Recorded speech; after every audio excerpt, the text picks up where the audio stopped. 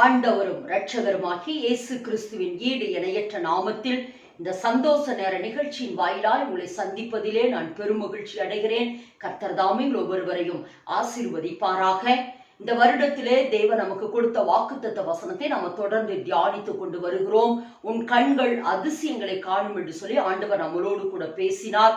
மோசையோடு கூட கர்த்தர் ஒரு உடன்படிக்கை பண்ணினார் என்று யாத்திராகமம் 34ஆம் அதிகாரம் 10வது வேத வசனத்திலே நம்ம வாசிக்கிறோம். மோசையோடு கூட கர்த்தர் ஒரு உடன்படிக்கை பண்ணினார். இதோ பூமி எங்கும் எந்த ஜாதிகளிடத்தில் செய்யப்படாத அதிசயங்களை உன் ஜனங்கள் எல்லாருக்கும் முன்பாக நான் செய்வேன். உன் ஜனங்கள் எல்லாரும் கர்த்தருடைய செய்யை காண்பார்கள். உன்னோடு கூட இருக்கிற ஜனங்கள் எல்லாரும் கர்த்தருடைய செய்யை காண்பார்கள். நான் உன்னோடு கூட இருந்து செய்யும் காரியம் பயங்கரமாய் இருக்கும் என்று கர்த்தர் மோசையோடு கூட ஒரு உடன்படிக்கை பண்ணினார். இந்த வேத வசனத்தை நம்ம தொடர்ந்து தியானித்துக் கொண்டே வருகிறோம். மோசையை பார்த்து கர்த்தர் சொன்னார், நீ உடைத்து போட்டதை எடுத்துக்கொண்டு ஏறி வா, உன் வாழ்விலே நான் அதிசயங்களை செய்வேன் என்று சொன்னார். அதே போல மோசே உடைத்து போட்டதை எடுத்துக்கொண்டு சீனாய் மலையில் ஏறி தேவனிடத்தில் போனார். தேவன் வேதத்துல நம்ம வாசிக்கிற பொழுது மோசே ஏறி போன பொழுது கர்த்தர் இறங்கி வந்து மோசையுடைய அருகிலே நின்று அவனோடு கூட ஒரு உடன்படிக்கை பண்ணினார் என்பதைத்தான் நாம தியானித்துக் கொண்டிருக்கிறோம். மோசே எப்படி உடைத்து போட்டதை எடுத்துக்கொண்டு வர வேண்டுமோ அதே போல நாமும் நம்ம வாழ்க்கையில தேவன் கொடுத்ததையெல்லாம் உடைத்திருப்போம் என்று சொன்னால் அதை எடுத்துக்கொண்டு தேவனுடைய பிரசனத்துக்குள்ளே நம்ம போகிற பொழுது கர்த்தரும் நம்மளோடு கூட உடன்படிக்கை செய்து நம்மளுடைய கண்களை அதிசயங்களை காண செய்வார் என்று சொல்லி தொடர்ந்து நம்ம தியானித்துக் கொண்டு வருகிறோம். கிட்டத்தட்ட ஒரு 30 செய்திகளை நாம் இதற்கு முன்பாக நம்ம கேட்டிருக்கிறோம். அதுல ஒரு செய்தி மறுரூபமாகுங்கள், உங்கள் கண்கள் அதிசயங்களை காணும் என்று சொல்லி கிட்டத்தட்ட அதுல 10 தலைப்புகளிலே தேவன் நம்மளோடு கூட பேசினார். ஒருவேளை இதற்கு முந்தின செய்திகளை எல்லாம் நீங்கள் கேட்க விரும்பினால் ஜாக்லின் ஜான்சன் என்ற பேஸ்புக்கிலும் ஹார்ட் ஆஃப் ஜீசஸ் என்ற சேனலிலும் போய் நீங்கள் பார்ப்பீர்கள் என்று சொன்னால் இதற்கு முந்தின செய்திகளை கேட்க முடியும். அதே செய்தியை நீங்கள் கேட்கிற பொழுது உங்கள் வாழ்க்கையில ஒரு பெரிய மறுரூபத்தை காண்பீர்கள். உங்கள் கண்கள் அதிசயங்களை காணுகிறதற்கு நீங்கள் எதெல்லாம் செய்ய வேண்டும் என்று சொல்லி ஆண்டவர் நம்மளோடு கூட பேசி இருக்கிறதை நம்ம பார்க்க முடியும். ஒருவேளை இந்த ஹார்ட் ஆஃப் ஜீசஸ் என்ற சேனலை ஒருவேளை நீங்க சப்ஸ்கிரைப் செய்யாமல் இருப்பீர்கள் என்று சொன்னால் நீங்க சப்ஸ்கிரைப் செய்யுங்கள். கர்த்தர் தாமே ஒவ்வொருவரையும் ஆசீர்வதிப்பாராக. இந்த நாளிலும் தேவன் நம்மளோடு கூட பேசுகிற வேத வசனத்தை வேதத்திலிருந்து நம்ம வாசிப்போம். யோபுவின் புத்தகம் 9ஆம் அதிகாரம் 10வது வேத வசனத்தை நம்ம வாசிப்போம் என்றால், ஆராய்ந்து முடியாத பெரிய காரியங்களையும் எண்ணி முடியாத அதிசயங்களையும் அவர் செய்கிறார். இன்றைய நாளிலே தேவன் நம்மளோடு கூட பேசுகிற வார்த்தையினுடைய தலைப்பு எண்ணி முடியாத அதிசயங்களை தேவன் செய்ய போகிறார். எண்ணி முடியாத அதிசயங்களை தேவன் செய்ய போகிறார். இதற்கு முன்பாக தேவன் நம்மளிடத்தில் எதிர்பார்த்த மறுரூபமாகுங்கள், உங்கள் கண்கள் அதிசயங்களை காணும் என்று சொல்லி அநேக காரியங்களை கர்த்தர் நம்மளோடு கூட பேசினார். வசனத்தினாலே நீங்கள் மறுரூபமாகுங்கள் என்று சொன்னார். பரிசுத்தத்தினாலே மறுரூபமாகுங்கள் என்று சொன்னார். பரிசுத்த ஆவியினாலே மறுரூபமாகுங்கள் என்று சொன்னார். ஜெபத்தினாலே மறுரூபமாகுங்கள் என்று சொன்னார். பரிசுத்த ஆவியினாலே மறுரூபமாகுங்கள் என்று சொன்னார். சமாதானத்தினாலே மறுரூபமாகுங்கள் என்று சொன்னார். சந்தோஷத்தினாலே மறுரூபமாகுங்கள் என்று சொன்னார். அன்பினாலே மறுரூபமாகுங்கள் என்று சொல்லி ஆண்டவர் அநேக தலைப்புகளில நாம் எதிரெல்லாம் இன்னும் மறுரூபமாக வேண்டும் என்று சொல்லி ஆண்டவர் கடந்த நாட்களில நம்மளோடு கூட பேசினார். அப்ப இன்றைக்கு ஆண்டவர் சொல்லுகிற ஒரு வார்த்தை, எண்ணி முடியாத அதிசயங்களை உன் வாழ்விலே நான் செய்கிறேன் என்று சொன்னால், அப்ப ஆண்டவர் நம்மளிடத்துல எதிர்பார்த்த அந்த மறுரூபம் நமக்குள் வந்திருக்கிறது என்று சொல்லி நான் விசுவாசிக்கிறேன். இனி தேவன் நம்ம வாழ்விலே அற்புதங்களையும் அதிசயங்களையும் செய்கிறதுக்கு தடையில்லை என்று சொல்லி நான் விசுவாசிக்கிறேன். ஏனெனில் கர்த்தர் நமக்குள் வைக்க விரும்பின, அது கர்த்தர் நமக்குள் விரும்பின அந்த மறுரூபம் வந்திருக்கிறது என்று சொல்லி கர்த்தருக்குள் நான் விசுவாசிக்கிறேன். ஒருவேளை இப்படிப்பட்ட மறுரூபங்கள் இன்னும் உங்கள் வாழ்க்கையிலே வரவில்லை என்று சொன்னால் அந்த செய்திகளை எல்லாம் கேளுங்கள். கேட்டு இன்னும் உங்கள் வாழ்க்கையில எப்படியெல்லாம் மறுரூபம் வேண்டும் என்று சொல்லி தேவன் பேசுகிற தேவனுடைய சத்தத்துக்கு நீங்கள் கீழ்ப்படுகிற பொழுது நிச்சயமாலுமே ஆண்டவர் விரும்புகிற அந்த மறுரூபம் உங்கள் வாழ்க்கையில வரும். மறுரூபம் மாத்திரமல்ல, உங்கள் கண்கள் அதிசயங்களை காணும். இன்னைக்கு கர்த்தர் சொல்லுகிறாருமா, நம்ம வாழ்க்கையில எண்ணி முடியாத ஒரு அதிசயங்களை செய்கிறேன் என்று சொல்லி சொல்லுகிறார். ஒருவேளை இந்த இப்படிப்பட்ட சூழ்நிலையில இந்த லாக்டவுன் காலத்துல ஒருவேளை எல்லா தேசமே முடங்கி கிடக்கிற இந்த நாட்களில ஒருவேளை பொருளாதாரத்தை ரீதியாக முடங்கி கிடக்கலாம், வேலை இல்லாம நம்ம முடங்கி கிடக்கலாம், ஒருவேளை குடும்பத்தில் இருக்கிற காரியங்கள், ஒருவேளை மற்றவர்கள் நிமித்தம் வருகிற மன உளைச்சல்கள், இதெல்லாம் ஒருவேளை நம்ம வாழ்க்கையில நம்மளுடைய வாழ்க்கையில ஒருவேளை பெரிய ஒரு டேர்னிங் பாயிண்டா, ஒருவேளை நம்ம வாழ்க்கையில ஒரு பெரிய ஒரு ஆபத்தை, விபத்துகளை, பேரிழப்புகளை ஒருவேளை நம்ம வாழ்க்கையில உண்டு பண்ணி இருக்கலாம். ஆனா இன்னைக்கு கர்த்தர் அவரோடு கூட பேசுகிற ஒரு வார்த்தை என்னவென்று சொன்னால், எண்ணி முடியாத அதிசயங்களை உங்கள் வாழ்விலே நான் செய்வேன் என்று கர்த்தர் சொல்லுகிறார்.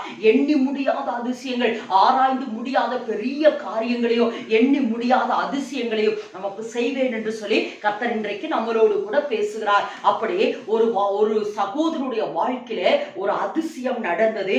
அதை குறித்து தான் இன்றைக்கு தேவன் நம்மளோடு கூட பேச போகிறார். வேதத்திலிருந்து நம்ம வாசிப்போம் என்றால், யோவான் எழுதின சுவிசேஷம் 11ஆம் அதிகாரம் 44-45 நம்ம வாசிப்போம் என்றால், யோவான் எழுதின சுவிசேஷம் 11ஆம் அதிகாரம் 44-45 வாசிக்கிற பொழுது, அப்பொழுது மரித்தவன் வெளியே வந்தான். அவன் கால்களும் கைகளும் பிரேத சீலைகளினால் கட்டப்பட்டிருந்தது, அவன் முகமும் சீலையினால் சுற்றப்பட்டிருந்தது. இயேசு அவர்களை நோக்கி, இவனை கட்டவிழ்த்து விடுங்கள் என்றார்.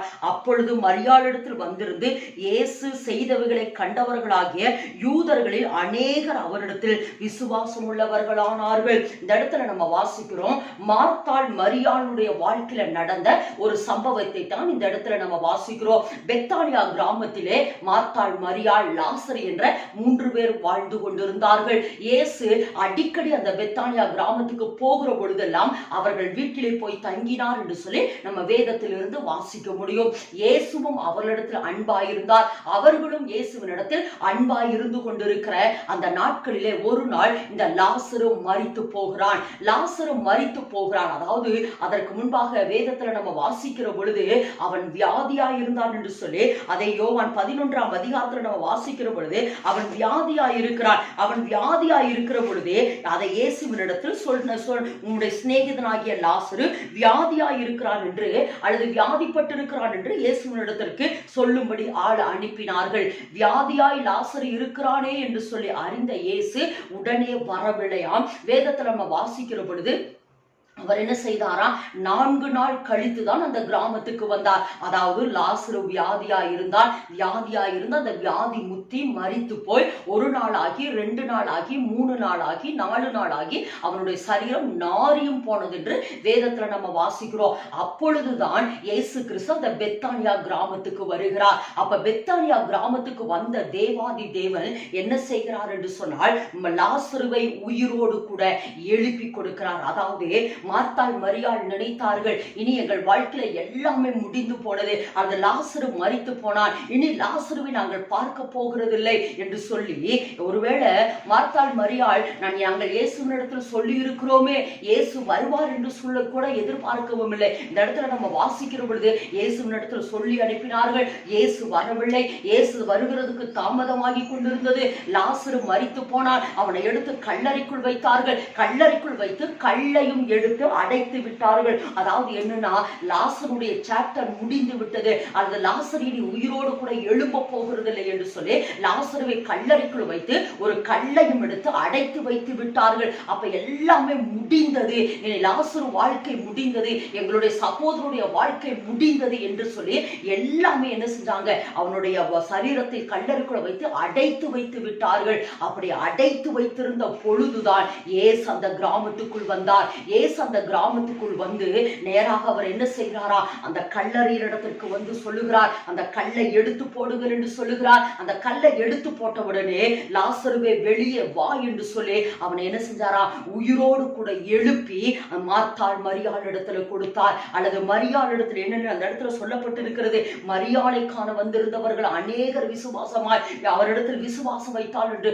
சொல்லப்படுகிறது. அப்போ இந்த இடத்துல நம்ம வாசிக்கிற பொழுது செத்து போன அல்லது நாறி போன அந்த லாசருடைய வாழ்க்கையில நடந்தது தாங்க அதிசயம். இன்றைக்கு கர்த்தர் சொல்லுகிறார், உன் கண்கள் அதிசயங்களை காணும் என்று சொன்னாரே, எண்ணி முடியாத அதிசயங்களை நான் செய்வேன் என்று சொன்னாரே. இன்னைக்கு கர்த்தர் சொல்லுகிறார், எண்ணி முடியாத ஒரு அதிசயத்தை கர்த்தர் செய்கிறார். ஒருவேளை முடிந்தது, எல்லாமே முடிந்தது, இது மறுபடியும் இது எழும்ப போறதில்லை, அல்லது இது மறுபடியும் ஒரு மாற்றம் வரப்போகிறது இல்லை, அல்லது இந்த வியாதி மாறப்போகிறது இல்லை, இந்த பிரச்சனை மாறப்போகிறது இல்லை, ஒருவேளை இது முடிவுக்கு வரப்போகிறது இல்லை என்று சொல்லி எதையெல்லாம் எதையெல்லாம் எதையெல்லாம் நம்ம எல்லாவற்றையும் மூடி போட்டோமோ, அல்லது இது முடியாது என்று கல்லையும் எடுத்து அடைத்து வைத்தோமோ, அதை தோண்டி கர்த்தர் அற்புதத்தை செய்கிறதுக்கு அவர் வல்லமையுள்ளவராய் இருக்கிறார். ஏற்கனவே சொல்லி இருக்கிறேன், அதாவது ஒரு காரியத்தை வைத்து ஒரு காரியத்திலே ஒரு மாற்றத்தை கொண்டு வருவது அற்புதம். ஆனால் ஒன்றுமே இல்லாத ஒரு இடத்துல செய்வதுதான், அல்லது ஒன்றுமே இல்லாத இடத்துல ஒரு மாற்றத்தை கொண்டு வருவதுதான் அதிசயம். அதைத்தான் இன்றைக்கு ஆண்டவர் சொல்லுகிறார், உன் கண்கள் அதிசயங்களை காணும் என்று சொல்லுகிறார். எண்ணி முடியாத அதிசயங்களை உன் வாழ்க்கையிலே நான் செய்வேன் என்று கர்த்தர் சொல்லுகிறார். எண்ணி முடியாத அதிசயங்களை உன் வாழ்க்கையிலே செய்வேன் என்று சொல்லுகிறார். ஒருவேளை நீங்க முடிந்ததுன்னு நினைக்கலாம், ஒருவேளை இது நம்ம நடக்காதுன்னு நினைக்கலாம், ஆனா அதுல தாங்க கர்த்தர் மாற்றத்தை கொடுக்க போறார். அதுல தாங்க ஒருவேளை இந்த இடத்துல ஒண்ணுமே இல்லை, இந்த இடம் ஒரு வனாந்தரத்தை போல இருக்கிறது, ஒருவேளை இந்த இடத்துல எல்லாமே முடிஞ்சு போச்சு அப்படின்னு எதையெல்லாம் நீங்க நினைக்கிறீர்களோ, கர்த்தர் சொல்லுகிறார், அதுல தாங்க உன் வாழ்க்கையில அதிசயத்தை செய்வேன் என்று கர்த்தர் சொல்றார். அந்த இடத்துலதான் நான் உனக்கு அதிசயத்தை செய்வேன் என்று சொல்லுகிறார். ஒருவேளை நீங்க இந்த காரியம், ஒருவேளை லாசரு உயிரோடு கூட எழும்பிட்டான், அவனை எடுத்து மார்த்தாள் மரியாள் இடத்துல கொடுத்தார்கள், அல்லது மார்த்தாள் மரியாள் அவனை பார்த்தான் என்று சொல்லி ஒருவேளை சாதாரணமா அந்த சாப்டர் நம்ம வாசிக்கலாம். ஆனா அந்த இறந்த வீட்டினுடைய சிச்சுவேஷன் என்னங்கிறத இன்றைக்கு தேசத்துல நிறைய இடங்களில் நம்ம பார்த்து கொண்டிருக்கிறோம். நிறைய பேர் இந்த கொரோனாவினால மரித்து கொண்டிருக்கிறார்கள், மரணத்தை கண்டிருக்கிறார்கள். அப்போ ஒருவேளை அப்படி மரணத்தை கண்ட ஒருவேளை உங்க வீட்டாட்களா இருக்கலாம், ஒருவேளை உங்களுக்கு தெரிந்த நபர்களா இருக்கிறாங்க, இவங்க மறிச்சுட்டாங்கன்னு சொல்லி ஒருவேளை கல்லறைக்குள்ள வைத்தவர்கள் மீண்டும் கூட உயிரோடு கூட வந்தால், ஒரு கிராமத்தில் ஒரு வயதான பாட்டி மறித்து விட்டது என்று சொல்லி அதை கல்லறையிலே அடக்கம் பண்ணினார்களாம். ஆனால் நம்ம பார்க்கிற பொழுது அது அந்த பாட்டி திரும்ப உயிரோடு கூட வந்தது என்று ஒரு கிராமத்தில் நடந்த சம்பவம் அந்த கிராமத்தில் அதிசயமா இருந்தது என்று சொல்லி அந்த கிராமத்தை குறித்து நான் ஒரு செய்தியை கேட்டேன். இதை எதற்கு சொல்கிறேன், இதே போலதாங்க ஒருவேளை இன்னைக்கு லாசரு உயிரோடு கூட எழுப்பிட்டான், லாசரு உயிரோடு கூட எழுப்பி அவர்கள் மார்த்தாள் மரியாள் இடத்தில் கொடுத்தால், இயேசு கிறிஸ்து கொடுத்தார் என்று சொன்னது நமக்கு ஒருவேளை அது சர்ப்ரைஸ் இல்லாம இருக்கலாம், நமக்கு ஒருவேளை அது ஆச்சரியம் இல்லாம இருக்கலாம், ஒருவேளை நமக்கு ஒரு அதிசயம் இல்லாம இருக்கலாம். ஆனா அந்த வீட்டிலே தேவன் செய்தது, அவர்களுக்கு ஒரு அதிசயத்தை கர்த்தர் செய்தார்மா, அவர்களுக்கு ஒரு அதிசயத்தை கர்த்தர் செய்தாரு. ஏன்னா இழந்து போன தன்னுடைய அண்ணனை நாங்க இழந்துட்டோம், ஒரு ஆண் பிள்ளையை இழந்துட்டோம். ஏன்னா மார்த்தாள் மரியாள் லாசருவை குறித்து பேசுகிற பொழுது அவருடைய தாய் தகப்பனை குறித்து சொல்லவே இல்லை. ஒருவேளை அவர்கள் தாய் தகப்பனை இழந்தவர்களாய் 3 பேர் இருக்கலாம். அப்ப தனக்கு ஒரு ஆதரவு என்று சொல்லி ஒரே ஒரு வாலிப மகன், அதாவது தன்னுடைய அண்ணன் இருக்கிறான், ஒருவேளை அந்த தம்பி இருக்கிறான் என்று சொல்லி ஒருவேளை மார்த்தாள் மரியாள் நினைத்திருப்பார்கள். ஆனால் இன்றைக்கு அந்த லாசரு இறந்த போன உடனே அவருடைய வாழ்க்கை மிகவும் கவலைக்கிடமாய் இருந்தது. ஏனெனில் மரியாள் மிகவும் அழுதாள் என்று அந்த இடத்துல நம்ம வாசிக்கிறோம். அப்படி இருக்கிற அந்த நேரத்துல தான் இப்ப இந்த இடத்துல லாசருவை இழந்துட்டோம், லாசருவை இழந்துட்டோம், லாசருவை இழந்துட்டோம்னு சொல்லி எல்லாம் அப்படியே பிரைன் எல்லாம் செட் பண்ணி லாசரு இறந்துட்டான் இனி அவளாதான் நினைத்திருக்கிற அந்த நேரத்துல லாசருவை உயிரோடு கூட ஏசப்பா எழுப்பி கொடுத்தது அவங்க வாழ்வில நடந்த அதிசயமா. அதைத்தான் இன்னைக்கு கர்த்தர் சொல்றாரு, ஆராய்ந்து முடியாத காரியங்களையோ எண்ணி முடியாத அதிசயங்களையோ நான் உனக்கு செய்வேன் என்று கர்த்தர் சொல்றார். என் அன்பு சகோதரியே, என் அன்பு சகோதரனே, இன்னைக்கு கர்த்தர் சொல்லுகிறாருமா, ஒருவேளை எந்த காரியத்தில் நீ மாற்றத்தை எதிர்பார்த்து கொண்டிருக்கிறாய், ஒருவேளை எந்த காரியத்துக்காய் நீ எதிர்பார்த்து கொண்டிருக்கிறாய், அல்லது எந்த காரியத்துக்காய் நீங்க ஜெபித்து கொண்டிருக்கிறீங்க, எந்த காரியத்துக்காய் நீங்கள் அழுது கொண்டிருக்கிறீங்க, இன்னைக்கு கர்த்தர் உங்களை பார்த்து சொல்லுகிறாருமா, எண்ணி முடியாத அதிசயங்களை உன் வாழ்வில் நான் செய்வேன், ஆராய்ந்து முடியாத பெரிய காரியங்களையோ எண்ணி முடியாத அதிசயங்களை உங்கள் வாழ்விலே நான் செய்வேன் என்று இன்றைக்கு கர்த்தர் உங்களை பார்த்து சொல்லுகிறார். உங்களை பார்த்து சொல்லுகிறார், ஒருவேளை இது நடக்காது, இது முடியாது, இது அவ்வளவுதான் அப்படின்னு சொல்லி ஒருவேளை நீங்க கல்லையே எடுத்து வச்சிருக்கலாங்க,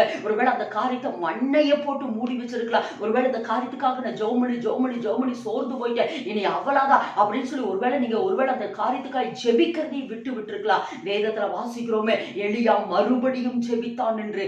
எலியா மறுபடியும் ஜெபித்த பொழுது கர்த்தர் அந்த இடத்துல ஒரு அற்புதத்தை செய்தாருமா. எனக்கு அருமையான சகோதரனே, எனக்கு அருமையான சகோதரியே, திரும்பவும் நான் உங்களுக்கு சொல்லுகிறேன், எண்ணி முடியாத அதிசயங்களை செய்கிறதுக்கு அவர் வல்லமையுள்ளவராயிருக்கிறார். எனக்கு ஒரு சம்பவம் ஞாபகத்திற்கு வருகிறது. பீகாரில இயேசுவை ஏற்றுக்கொண்ட ஒரு தாய், அந்த தாய்க்கு ஒரே ஒரு மகன், வாலிப மகன் தான் இருந்தான். இயேசுவை அவர்கள் புதிதாக ஏற்றுக்கொண்டிருந்தார்கள். அவர்கள் நன்றாக கர்த்தரை ஆராதித்துக் கொண்டிருந்தார்கள். ஒரு நாள் இரவுல அந்த வாலிப மகனுக்கு வயிற்று வலி வந்தது.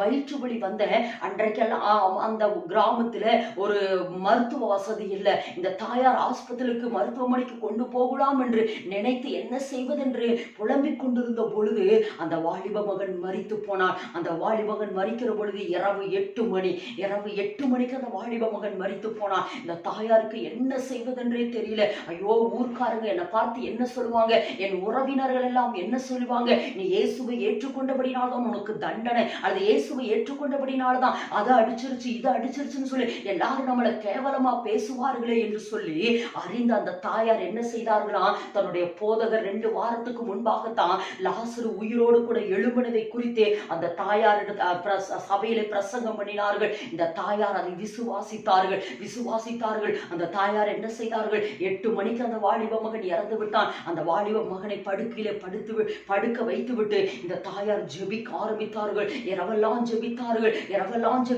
லாசருவை உயிரோடு கூட எழுப்பினீரே, என்னுடைய மகனை உயிரோடு கூட எழுப்பித்தாரு. நாளை காலையில யாராவது வந்து உன் மகன், வாலிப மகன் எங்கே என்று கேட்டால் நான் என்ன செய்வது என்று இரவெல்லாம் அந்த தாயார் அழுதார்களா. அப்படி அழுததின் நிமித்தமாக அதிகாலை 5 மணிக்கு தேவன் அந்த வாலிப மகனை உயிரோடு கூட எழுப்பி கொடுத்தார். இதுதாங்க ஆராய்ந்து முடியாத காரியங்களையோ, எண்ணி முடியாத அதிசயங்களையோ. என் அன்பு சகோதரனே, என் அன்பு சகோதரியே, நீ ஆராதிக்கிற உன் தேவன் சாதாரணமானவர் அல்ல.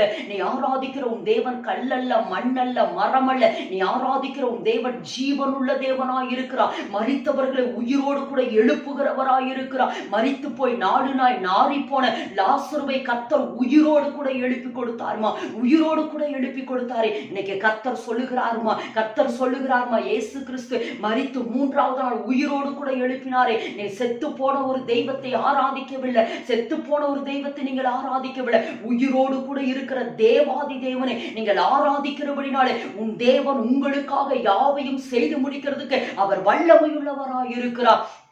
ஜீவனையே அவர் உங்களுக்காக கொடுத்திருக்கிற பொழுது இந்த காரியத்துல ஒரு அதிசயத்தை செய்வது அவருக்கு அற்பமான காரியம். நீங்க எதிர்பார்த்து கொண்டிருக்கிறபடி, நீங்க வேண்டிக் கொண்டிருக்கிறபடி, தேவனிடத்தில் நீங்கள் அழுது கொண்டிருக்கிறபடி, நீங்கள் இப்பொழுது எந்த காரியத்துக்காய் அழுது கொண்டிருக்கிறீர்களோ, எந்த காரியத்துக்காய் தேவ சமூகத்துல போராடி கொண்டிருக்கிறீர்களோ, அந்த காரியத்துல கர்த்தர் உங்களுக்கு ஒரு அதிசயத்தை செய்கிறதுக்கு அவர் வல்லமையுள்ளவராய் இருக்கிறார். திரும்பவும் சொல்லுகிறேன், ஆராய்ந்து முடியாத காரியங்களையோ, எண்ணி முடியாத அதிசயங்களை செய்கிறதுக்கு அவர் வல்லமையுள்ளவர் வல்லமையுள்ளவராய் இருக்கிறார். எனக்கு அருமையான தேவ ஜனமே, இந்த வார்த்தையை நீங்கள் விசுவாசத்தோடு கூட கேட்கிறபடினாலே நிச்சயமாலுமே தேவன் உங்கள் வாழ்விலே அற்புதங்கள் செய்கிறதுக்கு அவர் வல்லமையுள்ளவராய் இருக்கிறார். சரி, இந்த மார்த்தாள் மரியாளுடைய வாழ்க்கையிலே மரித்து போய் 4 நாளாகி நாறி போன அந்த லாசருவை தேவன் உயிரோடு கூட எழுப்பினதற்கு ஏராளமான காரியங்கள் அந்த இடத்துல சொல்லப்பட்டிருக்கிறது. ஆனால் இன்றைக்கு ஒரே ஒரு காரியத்தை மாத்திரம் நான் உங்களுக்கு சொல்ல விரும்புகிறேன். உங்களிடத்தில் சொல்ல விரும்புகிறேன். மரித்து போய் 4 நாளாகி நாறி போன அந்த லாசருவை உயிரோடு கூட எழுப்பினதற்கு முதல் காரணம் என்னன்னா, இந்த இடத்துல நம்ம வாசிக்கிற பொழுது, அதாவது முதலாவது லாசரு வியாதியா இருக்கிற பொழுது ஏசப்பாட்ட சொல்லி அனுப்பிட்டாங்க. அதாவது இது எதை குறிக்குதுன்னா, நம்ம வாழ்க்கையில் இருக்கிற எல்லா காரியங்களையும் நம்ம தேவனிடத்தில் தெரிவிக்கிறவர்களாய் இருக்கணும். இது ஒரு காரியம். ஆனா முக்கியமான ஒரு காரியம் என்ன அப்படின்னு சொன்னா, இப்ப பாருங்க, ஏசப்பாட்ட சொல்லிட்டாங்க. அவன் வியாதியா இருக்கிற பொழுது ஏசப்பாட்ட சொல்லிட்டாங்க. ஆனா ஏசப்பா உடனே வரல. நம்ம வாழ்க்கையில கூட ஒரு சில நேரங்கள், ஒரு சில ஜப குறிப்புகளுக்காக நம்ம தேவ சமூகத்துல ஜெபிக்கிற பொழுது நமக்கு உடனே பதில் வருகிறது இல்ல. உடனே நம்ம சோர்ந்து போறோம். நான் ஏசப்பாட்ட இவ்வளவு நாள் ஜெபிச்சேன், அதாவது உமக்கு அன்பான சீசன் தான், உமக்கு பிரியமான சிநேகிதனாகிய லாசரு தான் இப்ப எப்படி இருக்கிற வியாதியா இருக்கிறானே, ஒருவேளை நான் சொன்ன உடனே இயேசு வருவார் என்று மார்த்தாள் மரியாள் ஒரு பெரிய எக்ஸ்பெக்டோட காத்திருந்திருப்பாங்க. ஆனா இயேசு உடனே வரலைங்க.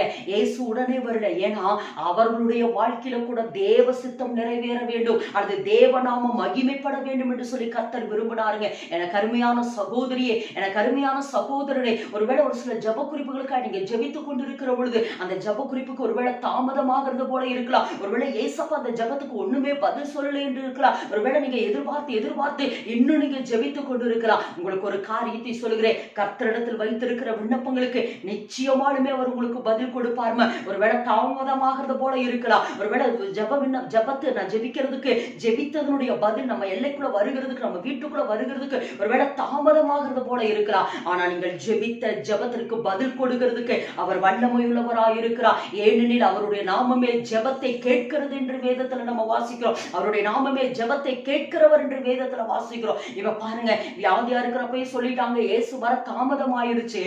பாருங்க, இயேசு இப்ப என்ன செய்யறாருன்னா அந்த கிராமத்துக்குள் வருகிறார். 4 நாளுக்கு அப்புறம் 4 நாள் ஆனதுக்கு பின்பாக இயேசு அந்த கிராமத்துக்கு வருகிறார். இயேசு அந்த கிராமத்துக்கு வந்த பொழுது என்ன நடந்தது என்று சொல்லி வேதத்துல நம்ம வாசிக்கிற பொழுது, யோவான் 11ஆம் அதிகாரம் 32ல வாசிக்கிற பொழுது, இயேசு இருந்த இடத்தில் மரியாள் வந்து அவரை கண்டவுடனே அவர் பாதத்தில் விழுந்து, ஆண்டவரே நீர் இங்கே இருந்தீரானா என் சகோதரன் மரிக்க மாட்டான் என்றால். இந்த இடத்துல வாசிக்கிற பாதத்தில் விழுந்து, இதைத்தான் இன்றைக்கு ஆண்டவர் சொல்லுகிறாருமா, இதைத்தான் இன்னைக்கு ஆண்டவர் சொல்லுகிறார். அதாவது உன் வாழ்க்கையில அதிசயங்களை செய்ய வேண்டுமா, ஆராய்ந்து முடியாத காரியங்களை செய்ய வேண்டியமா, எண்ணி முடியாத அதிசயங்கள் உங்கள் வாழ்க்கையில நடக்க வேண்டும் என்று சொன்னார். இன்னைக்கு கர்த்தர் சொல்லுகிற ஒரு காரியம் என்னவென்றால், மரியாள் பாதத்தில் விழுந்தாள், மரியாள் பாதத்துல விழுந்தாள் என்று நம்ம வேதத்துல வாசிக்கிறோம். வேதத்துல அநேகர் அவருடைய பாதத்துல விழுந்தார்களா. அதாவது கானானிய ஸ்திரீ தன்னுடைய சிறு பிள்ளை வியாதியா இருந்த பொழுது இயேசுனுடைய பாதத்துல விழுந்து அவ உதவி கேட்கிறான். அடுத்து பாருங்க, ஜாலய தலைவனாகிய யவீரோ அவருடைய பாதத்துல விழுந்து சுகத்தை கேட்கிறான். அடுத்து பேதுரு அவருடைய பாதத்துல விழுகிறான். இப்படி நிறைய பேர் அவரை கண்டவுடனே அவருடைய பாதத்தில் விழுந்து, அவரை கண்டவுடனே ஒரு குஷ்டரோகி ஒருவர் முழங்கால் படிட்டு அவருடைய பாதத்தில் விழுந்தான் என்று வேதத்துல நம்ம வாசிக்கிறோம். இவங்க எல்லாமே பாதத்துல விழுகிறாங்க. ஆனா மரியாள் விழுந்த பாதத்தில் விழுந்தது ஒரு வித்தியாசமானது.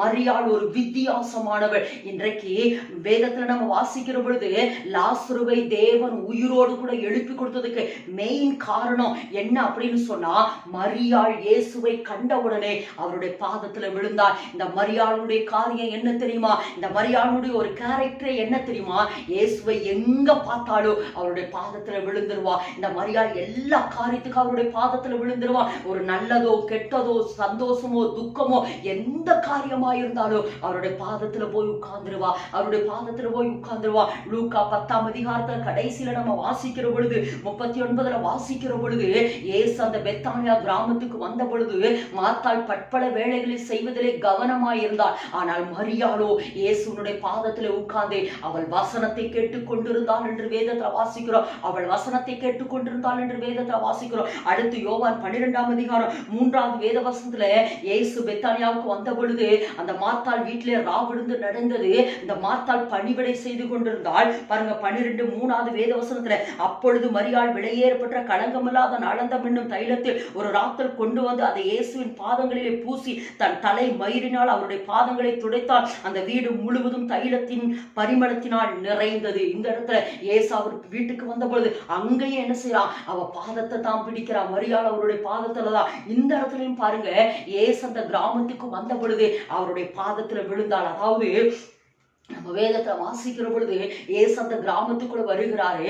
அந்த கிராமத்துக்குள்ள வருகிற பொழுது வேதத்துல வாசிக்கிற பொழுது மார்த்தாள் இயேசு வருகிறார் என்று 11ஆம் அதிகாரம் 20வது வேத வசனத்துல இயேசு வருகிறார் என்று மார்த்தாள் கேள்விப்பட்ட பொழுது அவருக்கு எதிர்கொண்டு போனாள். மரியாளோ வீட்டிலே உட்கார்ந்து இருந்தாள் என்று வேதத்துல நம்ம வாசிக்கிறோம். அதாவது இயேசு வருகிறார் என்று கேள்விப்பட்ட உடனே இந்த மார்த்தாள் எதிர்கொண்டு போகிறாள். இப்ப மரியாள் வீட்டிலே உட்கார்ந்து இருக்கிறார். மரியாள் வீட்டிலே உட்கார்ந்திருக்கிறா. அப்ப உடனே சொல்றாங்க, இப்படி இயேசு வந்திருக்கிறார் என்று சொன்ன உடனே இந்த இடத்துல நம்ம வாசிக்கிற பொழுது 32ல, இயேசு இருந்த இடத்தில் மரியாள் வந்து அவரை கண்டவுடனே அவர் பாதத்தில் விழுந்து, ஆண்டவரே நீர் இங்கே இருந்தீரானா என் சகோதரன் மரிக்க மாட்டான் என்றார். அதாவது மார்த்தாள் இயேசுவை பார்த்தாள். இயேசு வருகிறார் என்று கேள்விப்பட்டவன் அவதான் முதல்ல போனா. இயேசுவை என்ன செஞ்சா, வரவேற்கிறதுக்கு அவதான் முதல்ல போனா.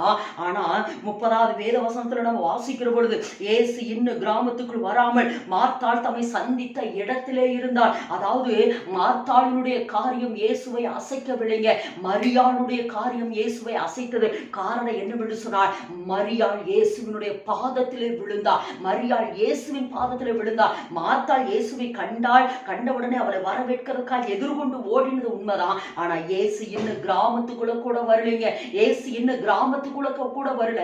இயேசு மார்த்தாள் தன்னை சந்தித்த இடத்திலேயே நின்று கொண்டிருக்கிறார். ஆனால் மரியாளோ இயேசு போதகர் வந்து விட்டார் என்று சொன்ன உடனே இயேசு இருந்த இடத்துக்கு ஓடுகிறார். ஓடி இயேசு இருந்து அப்படின்னு என்ன ஏசப்பா கிராமத்துக்குள்ளேயே வரல. ஏசப்பா அந்த கிராமத்தினுடைய நுழைவாயிலே நின்று கொண்டிருக்கிறார். ஆனால் இந்த மரியாளோ இயேசு கண்டவுடனே, இயேசு வந்திருக்கிறார் என்று கேட்டவுடனே இயேசுவினுடைய பாதத்திலே அவள் விழுந்து, இந்த மார்த்தாளும் ஒரே வார்த்தை தான் சொல்றான், நீர் இங்கே இருந்தீரானா என் சகோதரன் மரித்திருக்க மாட்டார். மரியாளும் இதே வார்த்தை தான் சொல்றான், நீர் இங்கே இருந்தீரானா என் சகோதரன். இப்ப ரெண்டு பேரும் ஒரே வார்த்தை தான் சொல்றாங்க. ஆனா திரும்ப சொல்றேன், மார்த்தாள் இயேசுவை சந்தித்த இடத்திலே தான் ஏசப்பா நின்று கொண்டிருந்தாரு. ஆனா மரியாள் அவருடைய பாதத்திலே விழுந்து அவள் ஜெபித்த உடனே பாருங்க, வேதத்துல வாசிக்கிற பொழுது 34 அவனை எங்கே வைத்தீர்கள் என்றால், ஆண்டவரே வந்து அவனை எங்கே வைத்தீர்கள். அவன் அதுதாங்க அந்த ஜெபம், அதுதான் அந்த அசைவு. அதாவது நம்ம நினைக்கிறோம், ஏன் என் வாழ்க்கையில இன்னும் ஒரு அதிசயம் நடக்கல, இன்னும் ஏன் என் வாழ்க்கையில மாற்றம் நடக்கலன்னு. அதாவது ஏசப்பாவை அசைக்கிறது போல நம்மளுடைய கிரியைகள் இருக்க வேண்டும். நம்ம ஏசப்பா பிரசனத்துல ஜெபிக்கிற ஜெபங்கள் ஏசப்பாவை அசைக்கிறது போல இருக்கணும். அதனால தான் அந்த இடத்துல வாசிக்கிறோம், மார்த்தாளுடைய செய்கைகள் இயேசுவை அசைக்கவில்லைங்க, ஆனா மரியாளுடைய கிரியைகள் ஏசப்பாவை அசைத்து அவள் அழுகிறதை கண்டவுடனே இயேசுவும் அழுது கொண்டு சொல்லுகிறார், அவனை எங்கே வைத்தீர்கள், அவனை எங்கே வைத்தீர்கள். மரியாள் அழுகிறதை பார்த்தவுடனே இயேசு சொல்றாரு, அவனை எங்கே வைத்தீர்கள், அவனை எங்கே வைத்தீர்கள். ஏனெனில் ஏசப்பாவுக்கு மரியாள் ரொம்ப பிடிக்கும். ஏன் தெரியுமா பிடிக்கும்? மரியாளை குறித்து ஒரு சாட்சி சொல்றாரு, தேவையானது ஒன்றே, மரியாள் தன்னை விட்டு எடுபடாத நல்ல பங்கு தெரிந்து கொண்டாள். எதுங்க நல்ல பங்கு? தேவனுடைய பிரசனத்துல காத்திருக்கிறது. எந்த காரியமா இருந்தாலும் தேவ பிரசனத்துல, தேவனுடைய சமூகத்துல, தேவனுடைய பாதத்துல விழுந்து கடக்கிறது தாங்க ஆண்டவர் சொல்லுகிற நல்ல பங்கு. ஆண்டவர் சொல்லுகிற நல்ல பங்கு அந்த தேவையானது ஒன்றே, மரியாள் தன்னை விட்டு எடுபடாத நல்ல பங்கை அவள் தெரிந்து கொண்டபடினாலதான் மரித்து போய் 4 நாளாகி நாறி போனாள் அந்த லாசருவை தேவன் என்ன செஞ்சாரா, உயிரோடு கூட எழுப்பி அந்த இடத்துல வாசிக்கிற பொழுது, மார்த்தாள் இடத்தில் வந்தவர்கள் என்று சொல்லவில்லை, மரியாள் இடத்தில் வந்தவர்கள். யோவான் 11ஆம் அதிகாரம் 45 வாசிக்கிற பொழுது, அப்பொழுது மரியாளிடத்தில் வந்திருந்து இயேசு செய்தவர்களை கண்டவர்களாகிய யூதரில் அநேகர் அவரிடத்தில் விசுவாசம் உள்ளவர்களானார்கள். மரியாளிடத்தில் வந்தவர்கள் எல்லாம் இயேசு செய்த அற்புதத்தை பார்க்கிறாங்க, இயேசு செய்த அதிசயத்தை. ஏன்னா ஒரு இதுக்கு முன்பாக ஏசப்பா செய்த அற்புதங்களை பார்க்கிற பொழுது, அதிசயங்களை பார்க்கிற பொழுது, அதாவது மரித்து போன அந்த சிறுவனை உயிரோடு கூட எழுப்பினார். அடுத்து விதவை தாயான அந்த கைம்பெண்ணினுடைய மகனை உயிரோடு கூட எழுப்பினார். இதெல்லாம் அடுத்தடுத்து உயிரோடு எழுப்பினார். ஆனா இந்த இடத்துல நம்ம வாசிக்கிறோம், மரித்து போய் 4 நாளாகி நாறி போனாலும் அவனை உயிரோடு கூட எழுப்பினார். அந்த அந்த அப்படியே அவனுடைய சரீரத்தை கொஞ்சம் இமேஜ் பண்ணி பாருங்க. ஏன்னா மரித்து போய் அந்த பாடியை நம்ம 1 நாள் வைப்போம், 2 நாள் வைப்போங்க, அதுக்கப்புறம் சாதாரணமா நம்ம வைக்க முடியாது. ஒருவேளை ஃப்ரீசருக்குள்ள வச்சிருந்தா 4 நாள் எத்தனை நாள் வேணாலும் வச்சுக்கலாம். ஆனா சாதாரணமா நம்ம வச்சோம்னா ஒரு 2 நாளைக்கு மேல வைக்க முடியாது. ஏன்னா அவனோட அந்த பார்ட்ஸ் எல்லாம் எப்படி போயிடும், அழுகி போயிடும். அப்போ பாருங்க, மரித்து போய் 4 நாள் ஆகி நாறி போய் அந்த கல்லறைக்குள்ள வைத்திருந்தாலும் ஆண்டவர் அந்த அழுகி போன ஒவ்வொரு பார்ட்ஸுகளையும் உயிர்ப்பிக்கிற அந்த வார்த்தை பாருங்க, லாசருவே வெளியே வா என்று சொன்ன பொழுது அந்த வார்த்தையிலிருந்து அந்த வல்லமை லாசருடைய சரீரத்துக்குள்ள போய் அவனுடைய கிட்னி புதுப்பிக்கப்பட்டிருக்கு, ஹார்ட் புதுப்பிக்கப்பட்டிருக்கு, எலும்புகள் புதுப்பிக்கப்பட்டிருக்கு, நரம்புகள் புதுப்பிக்கப்பட்டிருக்கு, அவனுடைய தசைகள், கண்கள், வாயு, முதுகு தண்டு, இதயம், மூளை, நரம்பு, இது எல்லாமே என்ன செஞ்சிருக்கும்னா புதுப்பிக்கப்பட்டிருக்குங்க, புதுப்பிக்கப்பட்டிருக்கும். எனக்கு அருமையான தேவஜனமே, அதுக்கு காரணம் என்னன்னா மரியாளுடைய ஜெபம், மரியாள் பாதத்தில் உட்கார்ந்து. ஏன்னா ஆண்டவர் எப்பவும் மரியாளை சந்தோஷப்படுத்த நினைச்சாரு. ஏன்னா அந்த மரியாள் தேவனுடைய பாதத்திலே உட்கார்ந்து இருக்கிறவள். ஒருவேளை ஆண்டவர் என்ன நினைச்சிருக்கலாம்னா, எப்பவுமே மரியாள் என் பாதத்தில் உட்காருவாளே. ஆனா இந்த இடத்துல நம்ம வாசிக்கிற பொழுது மரியாள் வீட்டிலே உட்கார்ந்திருந்தா, வீட்டிலே அவள் உட்கார்ந்திருந்தா. ஏன்னா இவ வீட்டுல உட்காரவு கிடையாது, தேவ பிரசன்னத்திலே காத்திருக்க வேண்டியவள், தேவனுடைய பாதத்திலே காத்திருக்க வேண்டியவள் இப்ப ஏன் வீட்டுக்குள்ள முடங்கி கிடக்கிறான், இப்ப ஏன் வீட்டுக்குள்ள அவன் அமர்ந்திருக்கிறான்னு சொல்லி ஒருவேளை தேவன் நினைத்திருக்க கூடுங்க. எனக்கு அருமையான சகோதரியே, எனக்கு அருமையான சகோதரனே, இன்னைக்கு கர்த்தர் சொல்றாருமா, எண்ணி முடியாத அதிசயங்களை செய்கிறதுக்கு அவர் வல்லமையுள்ளவராய் இருக்கிறார். ஆராய்ந்து முடியாத காரியங்களை செய்கிறதுக்கு அவர் வல்லமையுள்ளவராய் இருக்கிறார். அதற்கு ஆண்டவர் உங்ககிட்ட எதிர்பார்க்கிறது என்னன்னா, தேவனுடைய பாதத்துல காத்திருங்க, இன்னும் காத்திருங்க, இன்னும் காத்திருங்க, இன்னும் காத்திருங்க. தேவனுடைய பிரசனத்துல தேவ வேதத்துல நம்ம வாசிக்கிற பொழுது, கர்த்தருக்குள் படுகிற பிரயாசம் விருதாவாய் இராது என்று அறிந்து அவருக்குள் அசையாதவளாகி உறுதிப்பட்டவளாகி நில்லுங்கள் என்று சொல்லி 1 கொரிந்தியர் 15 கடைசியில நம்ம வாசிக்கிறோம். எனக்கு அருமையான சகோதரனே, சகோதரியே, நீங்க தேவ சமூகத்துல உட்கார்ந்து இருக்கிற நேரம், தேவ பிரசனத்துல காத்திருக்கிற நேரங்களே தேவன் ஒருபோது விருதாவாக எண்ணுகிறதில்லை. அதையெல்லாம் தேவன் கணக்குல வைத்திருக்கிறார். நீங்கள் எத்தனை மணி நேரம் தேவனோடு தேவ பாதத்துல காத்திருக்கிறீர்கள் என்று சொல்லி தேவன் தனது கணக்கிலே எழுதி வைத்திருக்கிறார். தேவனுடைய பாதத்துல நீங்க காத்திருக்கிற நேரங்கள், காலங்கள் அல்லது சமயங்களை எல்லாம் கர்த்தர் அவருடைய ஞாபக புஸ்தகத்துல எழுதி வைத்துக் கொண்டு உங்களுக்கு அதிசயங்களை செய்கிறதுக்கு அவர் வல்லமையுள்ளவராய் இருக்கிறார். அவர் வல்லமையுள்ளவராய் இருக்கிறார். என் அன்பு சகோதரனே, என் அன்பு சகோதரனுக்கு கர்த்தர் சொல்லுகிறார்மா, மரித்து போய் 4 நாளாகி நாறி போனாலும் லாசருடைய வாழ்க்கையில கர்த்தர் அற்புதத்தை செய்யறதுக்கு காரணம், அல்லது மரித்து போய் 4 நாளாகி நாறி போனாலும் லாசருவை உயிரோடு கூட எழுப்பி மார்த்தாள் மரியாளுடைய கைகளிலே கொடுத்து, அல்லது மரியாளுடைய கைகளிலே கொடுத்து அதிசயத்தை காண செய்ததுக்கு காரணம் என்னன்னா, மரியாள் அவருடைய பாதத்தையே பிடிச்சிருந்தாங்க. மரியாள் அவருடைய பாதத்தையே உட்கார்ந்திருந்தா, மரியாள் அவருடைய பாதத்திலேயே உட்கார்ந்திருந்தா. அவள் பாதத்திலே உட்கார்ந்திருந்ததை அறிந்தபடினால், அல்லது அவருடைய பாதத்திலே உட்கார்ந்து, அல்லது அவருடைய பாதத்திலே விழுந்து அவள் அழுகிறதை கேட்ட உடனே இயேசு கிறிஸ்து சொல்லுகிறார், அவனை எங்கே வைத்தீர்கள்? அதாவது மார்த்தாள் சந்தித்த நேரம் ஏசப்பாவை கிராமத்துக்குள்ள கூட வர வைக்கலீங்க. ஆனா மரியாள் அழுதது, அல்லது மரியாள் பாதத்தில் விழுந்தது நிமித்தம் ஏசப்பாவை கல்லறையினிடத்திற்கு கொண்டு வந்து அற்புதத்தை செய்ய வைத்தது. எனக்கு அருமையான சகோதரியே, இன்றைக்கு கர்த்தர் சொல்லுகிறார்மா, நீங்கள் பாதத்தில் விழுந்து ஜெபிக்கிறது நிமித்தம் உங்கள் ஜெபம் நிச்சயமாய் தேவன் எந்த இடத்துல அற்புதத்தை செய்ய வேண்டுமோ, அது எந்த இடத்துல அதிசயத்தை செய்ய வேண்டுமோ அந்த இடத்திற்கு நிச்சயமாய் தேவனை இழுத்து கொண்டு வரும். எப்ப தெரியுமா? நீங்க அவருடைய பாதத்துல உட்கார்ந்து ஜெபிக்கிறது நிமித்தம், நீங்க பாதத்துல உட்கார்ந்து ஜெபிக்கிறது பொழுது கர்த்தர் அவர் செய்ய வேண்டிய காரியங்களை நிச்சயமாய் செய்து கொண்டிருப்பார். என் அன்பு சகோதரியே, இந்த நாட்களிலே தேவனுடைய பாதத்தில் இன்னும் காத்திருங்கள். கர்த்தர் எதற்கெல்லாம் உங்களை ஜெபிக்க சொல்லி இருக்கிறாரோ, எதற்கெல்லாம் அவருடைய சமூகத்தில் போராட சொல்லி இருக்கிறாரோ, அதுக்கெல்லாம் அவருடைய பாதத்தில் உட்கார்ந்து ஜெபித்துக் கொண்டே இருங்கள். நிச்சயமானுமே தேவன் உங்கள் வாழ்விலே அற்புதங்களை செய்கிறதுக்கு அவர் வல்லமையுள்ளவராயிருக்கிறார். அவர் வல்லமையுள்ளவராயிருக்கிறார். நான் ஏற்கனவே இந்த சம்பவத்தை உங்களுக்கு சொல்லி இருக்கிறேன், ஆனால் திரும்பவும் நான் உங்களுக்கு சொல்லுகிறேன். ருமேனியா தேசத்திலே தேவன் ஒரு எழுப்புதலை கொண்டு வந்தார். யாரை கொண்டு என்று சொன்னார்? ரிச்சர்ட் உம்ப்ராண்ட் என்கிற தேவ மனிதனை கொண்டு கர்த்தர் ருமேனியா தேசத்தில் ஒரு பெரிய எழுப்புதலை கொண்டு வந்தார். ஆனால் அந்த ரிச்சர்ட் உம்ப்ராண்ட், ருமேனியா தேசம் அது ஒரு கம்யூனிஸ்ட் தேசம், இயேசு கிறிஸ்துவை குறித்து பேசக்கூடாது என்று சொன்ன அந்த தேசத்தில் தான் தேவன் ரிச்சர்ட் உம்ப்ராண்டை கர்த்தர் பயன்படுத்தினார். அப்படி அவர் ஊழியம் செய்திருந்த நாட்களிலே அவரை சிறைச்சாலைக்குள் வைத்தார்கள். கிட்டத்தட்ட 17 ஆண்டுகள் அவர் சிறைக்குள்ள இருந்தார். ஒரு முறை 9 ஆண்டுகளும், இன்னொரு முறை 8 ஆண்டுகளும் அப்படி அவர் சிறைக்குள் இருந்து கொண்டே இருந்தார். அப்படி முதல்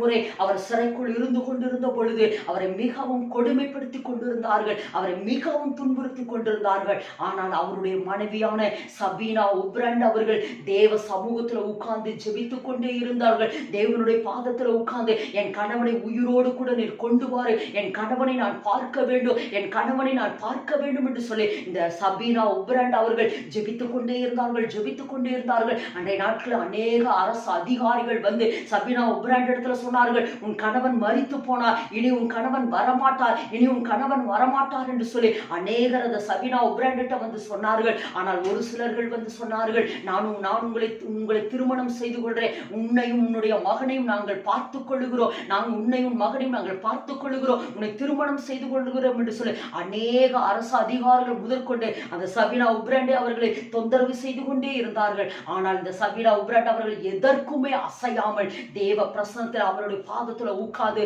நான் கர்த்தரிடத்தில் வேண்டிக் கொண்டிருக்கிறதை, நான் அவரிடத்தில் ஒப்பு கொடுத்திருக்கிறதை அவர் காத்துக் கொள்ளுகிறதுக்கு வல்லமையுள்ளவராய் இருக்கிறார். அதனால் என் கணவனை நிச்சயமாய் தேவன் கொண்டு வருவார், நிச்சயமாய் என் தேவன் நிச்சயமாய் என் கணவனை கொண்டு வருவார் என்று இரவும் பகலும் ஜெபித்துக் கொண்டே இருந்தார்கள், ஜெபித்துக் கொண்டே இருந்தார்கள், ஜெபித்துக் கொண்டே இருந்தார்கள்.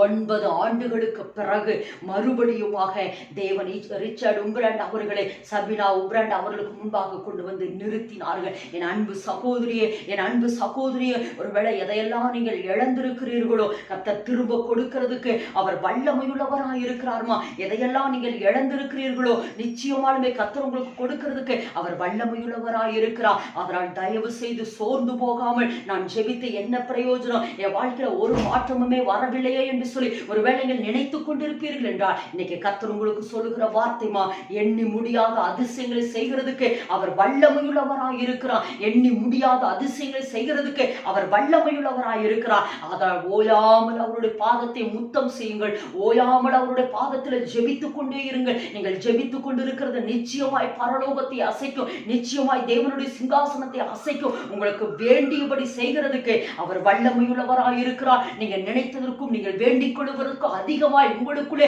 கிரியை செய்கிறதுக்கு அவர் வல்லமையுள்ளவராய் இருக்கிறார். ஏனெனில் உங்கள் ஜெபம் ஒரு விதையை போன்றது. நிச்சயமாய் நீங்கள் விதைத்திருக்கிற விதை என்கிற அந்த ஜெபத்தை நிச்சயமாய் பலன் என்கிற அறுவடையிலே நீங்கள் சுதந்திரித்துக் கொள்ள போகிறீர்கள். அந்த அறுவடையை நீங்கள் அறுக்க போகிறீர்கள். அதனால் ஜெபத்திலே நீங்கள் ஒருபோது சோர்ந்து போகாதீர்கள். தேவ பாதத்தில் அதிக நேரங்கள் உட்காருங்கள். தேவ பாதத்தில் அடிக்கடி ஜெபிங்கள். இயேசு கிறிஸ்துவை குறித்து வேதத்தில் வாசிக்கிற பொழுது இயேசு மறுபடியும் அதே வார்த்தைகளை சொல்லி ஜெபித்தார். இயேசு மறுபடியும் அதே வார்த்தைகளை சொல்லி ஜெபித்தார் என்று வேதத்தை நம்ம வாசிக்கிறோம். ஒருவேளை நான் ஒரு முறை ஜெபிச்சுட்டேன் அதோட முடிஞ்சிருச்சுன்னு இல்லை, மறுபடியும் அதே வார்த்தைகளை சொல்லி, ஏசப்பா எனக்கு நீங்க சொல்லி இருக்கிற வாக்குத்தத்த சொப்பன தரிசனம் இது எல்லாம் எங்க வாழ்க்கையில நிறைவேற்றுங்கள் என்று சொல்லிக்கொண்டே இருங்கள். நிச்சயமாலுமே தேவன் உங்கள் வாழ்விலே அற்புதங்களை செய்கிறதுக்கு அவர் வல்லமையுள்ளவராயிருக்கிறார். இயேசு கிறிஸ்து லாசருவை உயிரோடு கூட எழுப்பினதற்கு பின்பு 37 ஆண்டுகள் லாசரு உயிரோடு கூட இருந்து ஊழியம் செய்தார் என்று சொல்லி வேதத்துல நம்ம வாசிக்கிறோம். ஒரு 2 வருடமாக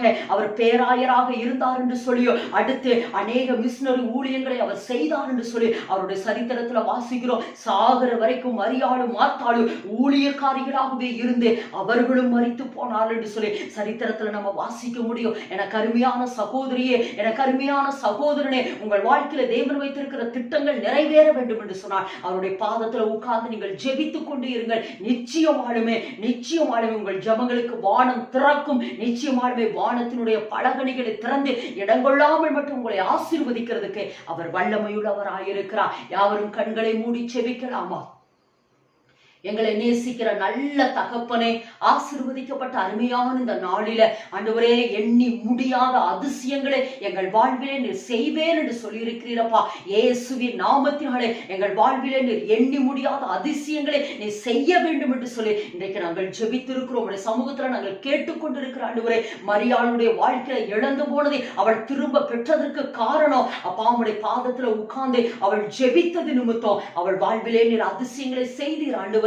அதுபோல இயேசுவின் நாமத்தினாலே ஆண்டவரே, நாங்கள் இழந்து போன எல்லாவற்றையும் திரும்ப நீர் எங்களுக்கு கொடுக்கிறதுக்கு நீர் வல்லமையுள்ளவராக இருக்கிறேன். அதனால் எங்கள் வாழ்விலே நீர் அதிசயங்களை செய்வீராக சொல்லி நாங்கள் ஜெபிக்கிறோம் ஆண்டவரே. யாரெல்லாம் இந்த சத்தத்தை கேட்டு என் வாழ்க்கையில ஒரு மாற்றம் வர வேண்டும், எனக்கு ஒரு அதிசயம் நடக்க வேண்டும், என் சரீரத்துல ஒரு அதிசயம், குடும்பத்துல ஒரு அதிசயம், என்னுடைய குடும்ப காரியங்கள் ஒரு அதிசயம், என் பிள்ளைகளுடைய வாழ்க்கையில் ஒரு அதிசயம், கணவனுடைய வாழ்க்கையில் ஒரு அதிசயம், வேலையில் ஒரு அதிசயம், பொருளாதாரத்தில் ஒரு அதிசயம் எனக்கு நடக்க வேண்டும் என்று சொல்லி யாரெல்லாம் இதை கேட்டுக்கொண்டிருக்கிறார்களோ இயேசுவின் நாமத்தில் அவர்கள் வாழ்விலே அற்புதங்களையும் அடையாளங்களையும் நீ செய்வீராக சொல்லி நாங்கள் ஜெபிக்கிறோம் ஆண்டவரே. அற்புதங்களையும் அடையாளங்களையும் நீ செய்வீராக சொல்லி நாங்கள் ஜெபிக்கிறோம் ஆண்டவரே.